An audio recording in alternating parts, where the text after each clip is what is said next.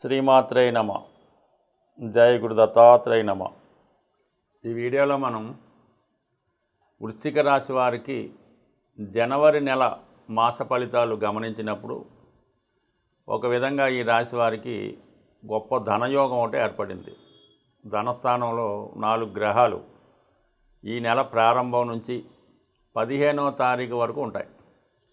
ఏదైనా ఆర్థిక సంబంధించిన విషయాలు, కుటుంబానికి సంబంధించిన విషయాల్లో కొన్ని మార్పులు రావడం జరుగుతూ ఉంటుంది. బట్ ఏదైనా కుటుంబ సభ్యుల మధ్య తీవ్రమైనటువంటి అభిప్రాయ భేదాలు, విభేదాలు రావడం జరుగుతూ ఉంటుంది. ఒక ఆకస్మికంగా కొంత ధనం మీ కుటుంబానికి రావడం వల్ల అది పంచుకునే విషయంలో కానీ, ఆ ధనాన్ని ఏ విషయాన్ని ఖర్చు పెట్టాలా, అంటే పెళ్లి కొరక, ఇల్లు కట్టుకోవడానికా అన్న విషయంలో కొంతవరకు ఈ కుటుంబ సభ్యుల మధ్య అభిప్రాయ భేదాలు, ఇబ్బందులు వచ్చే అవకాశం ఉంది. కాబట్టి సాధ్యమైనంత వరకు ఈ విషయంలో జాగ్రత్తగా పరిష్కరించుకుంటే మంచిది. అయితే ప్రధానంగా వృశ్చిక రాశి వారికి మరి రాశ్యాధిపతిగా ఉన్నటువంటి కుజుడు ధనస్థానంలో ఉండడం వల్ల కుటుంబ విషయాల్లో మీ మాటే చెల్లాలనే పట్టుదల ఎక్కువగా ఉంటుంది. అయితే ఆర్థిక పరంగా మీ యొక్క లాభం, మీ యొక్క భాగం ఎక్కువగా కుటుంబ విషయాల్లో ఉంటుంది. అందువల్ల సహజంగా మీరు చెప్పిన విధంగా మీ కుటుంబం నడుచుకోవాలని మీకు ఉంటుంది. అయినప్పటికీ కూడా చాలా సందర్భాల్లో వాళ్ళ యొక్క పెద్దరికం కానీ, వాళ్ళ యొక్క వయసు కానీ అడ్డు రావడం వల్ల కొన్ని విభేదాలు రావడం జరుగుతూ ఉంటుంది. ఎందుకంటే అక్కడ బుధగ్రహం అష్టమ లాభాధిపతిగా కుజునికి శత్రుగ్రహమైనటువంటి బుధుడు ధనస్థానంలో, కుటుంబ స్థానంలోకి రావడం వల్ల చాలా కాలంగా దూరంగా ఉన్నటువంటి మీ కుటుంబ సభ్యుల్లో ఒకరు, అది మీ తమ్ముడు అవ్వచ్చు, మీ కొడుకు అవ్వచ్చు, వేరొకరు అవ్వచ్చు, అల్లుడు అవ్వచ్చు, వారి కారణంగా కొన్ని విభేదాలు రావడం జరుగుతూ ఉంటుంది. అంటే ఎవరి విషయంలో న్యాయమా అన్యాయం అన్నప్పటికీ కూడా చిన్న విషయాన్ని పెద్దది చేసుకొని తగులాడుకోవడం జరుగుతూ ఉంటుంది. ఇదే సమయంలో మరి దశమాధిపతిగా ఉన్నటువంటి రవి కూడా ధనస్థానంలోకి రావడం వల్ల ఈ పెద్దల యొక్క ప్రమేయం, అంటే రాజకీయ నాయకులది కానీ, మీ కుటుంబ పెద్దలు కానీ, తండ్రి సమాన వ్యక్తులు కానీ మీ కుటుంబ విషయాల్లో జోక్యం చేసుకోవడం జరుగుతూ ఉంటుంది. అది మీకు మరింత ఆగ్రహానికో కోపానికో కారణం అవడం వల్ల చాలా వరకు దురుసుగానో స్పీడ్గానో మాట్లాడడం వల్ల వాళ్ళు ఒక విధంగా హర్ట్ అవ్వడం జరుగుతూ ఉంటుంది. అందువల్ల మాట్లాడే విషయంలో కానీ, పెద్దల దగ్గర కానీ చాలా వినయంగా మాట్లాడడం మంచిది. లేని పక్షంలో అది తీవ్రమైన విభేదాలకి దారి తీయడం జరుగుతూ ఉంటుంది. ఇక శుక్రుడు ఎటు సప్తమాధిపతిగా ధనస్థానంలో ఉండడం వల్ల మీ కుటుంబ విషయాల్లో మీ భార్య లేదా మీ భార్య బంధువులు ఇన్వాల్వ్మెంట్ అవ్వడం వల్ల ఇది మరింత ఇబ్బందికరంగా మారే అవకాశం ఉన్నది. బట్ ఏదైనా స్థిరాస్తి కొరకో, ధనం కొరకో ఉన్నటువంటి ఇబ్బందులు మరి ఈ నెల, అంటే జనవరి నెల 15 వరకు ఉండే అవకాశం ఉన్నది. అంటే జనవరి 15 తర్వాత నుంచి ప్రతి గ్రహం కూడా మూమెంట్ వచ్చి 3వ స్థానంలోకి వెళ్ళడం జరుగుతూ ఉంది.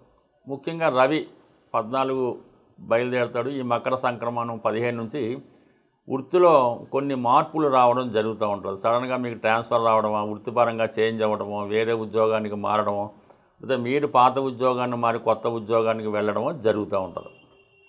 అదేవిధంగా కుజుడు కూడా 3వ స్థానంలోకి మారడం వల్ల మీలో కొంత ధైర్యం పెరుగుతూ ఉంటుంది, కాన్ఫిడెన్స్ పెరుగుతుంది.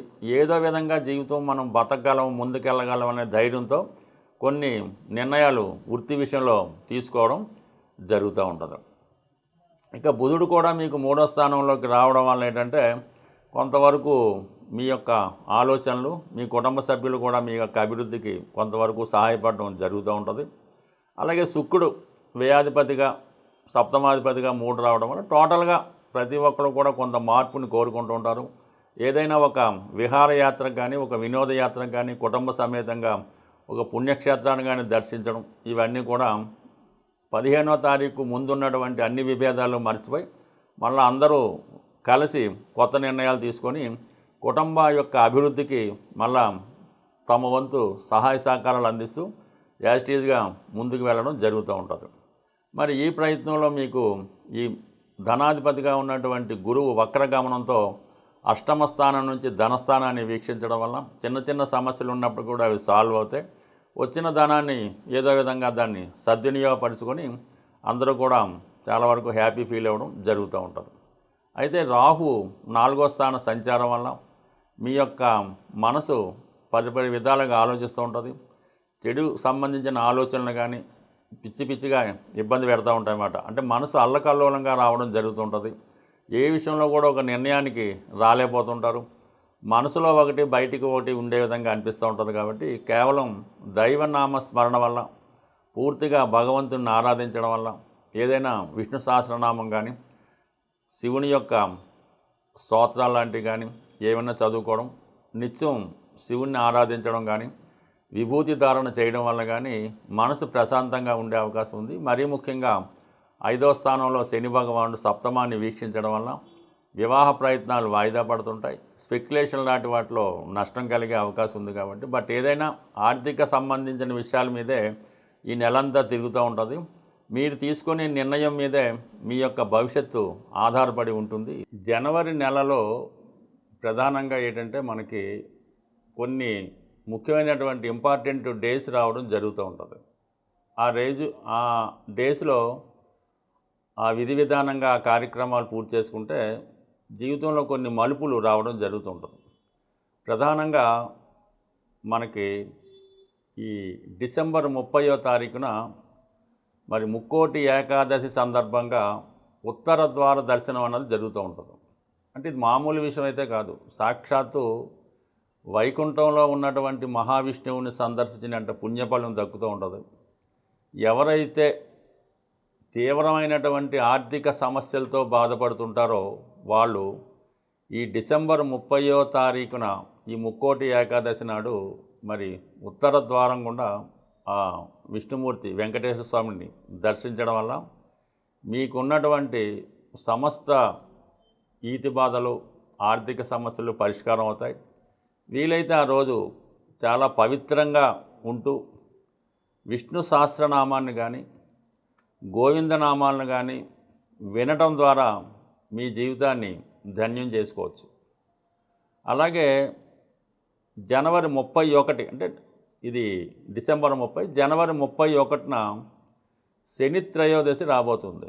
ఆ రోజు విధి విధానంగా శని భగవానుడికి తైలాభిషేకం జరిపించుకోవడం, ఎక్కువగా శివాలయంలో ఉన్నటువంటి శని భగవానుడికి తైలాభిషేకం చేసుకుంటే ఎక్కువ ఫలితం మీరు పొందుతారు. అదే రోజు అదే దేవాలయంలో ఉన్నటువంటి శివుడికి కూడా మరి అభిషేకం చేయించుకోవడం వల్ల కంప్లీట్గా ఆ శుభ ఫలితాలు మీరు పొందడం జరుగుతూ ఉంటుంది. మరీ ముఖ్యంగా జనవరి 25వ తారీఖున రథసప్తమి రాబోతుంది.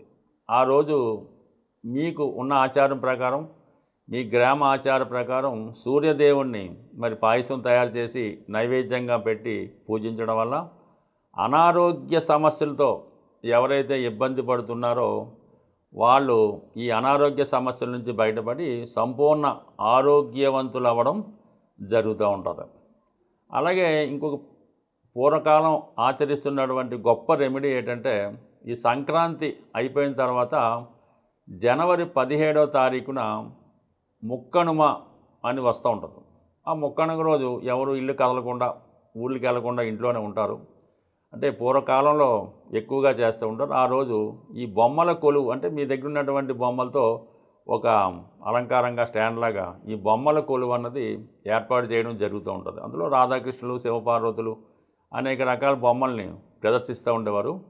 ఈ బొమ్మల కొలువు మీరు ఏర్పాటు చేయడం వల్ల కానీ ఎవరన్నా ఏర్పాటు చేస్తే ఆ బొమ్మల కొలువు సందర్శించి అక్కడ వాళ్ళు ఇచ్చినటువంటి ఈ వాయినం అది స్వీకరించడం వల్ల 2 ప్రధాన సమస్యలు సాల్వ్ అవుతాయి. ఒకటేంటంటే వివాహం కాని ఆడపిల్లలు ఈ బొమ్మల కొలువు పెట్టినా దర్శించినా తొందరగా వివాహం జరుగుతుంది. అలాగే ఎవరైతే సంతానం లేక ఇబ్బంది పడుతున్నారో వాళ్ళకి సంతాన భాగ్యం కూడా కలిగే అవకాశం ఉంటుంది. కాబట్టి వీలైతే మీ గ్రామంలో, మీ పట్టణంలో ఒక్కసారి ఈ బొమ్మల కొలువుని సందర్శించి వాళ్ళు ఇచ్చినటువంటి ఆతిథ్యాన్ని కూడా స్వీకరించడం వల్ల కొన్ని అంటే ఇవి పురాతనంగా వస్తున్నటువంటి ఆచారాలు, కాలగమనంలో కలిసిపోవడం జరుగుతూ ఉంటుంది. కాబట్టి ఈ చిన్న చిన్న పరిహారాలు పాటిస్తూ ప్రధానంగా ఈ జనవరి 15 నుంచే ఉత్తరాయణ పుణ్యకాలం స్టార్ట్ అవుతుంది. కాబట్టి ఈ సమయంలో మీరు ఏదైనా ఒక దీక్ష తీసుకొని ఒక సంకల్పం చేసుకొని ఒక భగవంతుణ్ణి ఎక్కువగా ఆరాధించడం వల్ల, నమ్మడం వల్ల ఆ ఫలితం కూడా మీకు ఎక్కువగా వచ్చే అవకాశం ఉంది. బట్ ఏదైనా ఈ ఆచారాలు, వ్యవహారాలు పాటించడం, ఏదైనా ఎవరిదైనా ఆంగ్ల సంవత్సరాది కొత్తగా ప్రారంభమవుతుంది. కాబట్టి కొన్ని కొత్త అలవాట్లు చేసుకుంటే జీవితంలో కొన్ని కొత్త మార్పులు రావడానికి అవకాశం ఉంటుంది. స్వస్తి.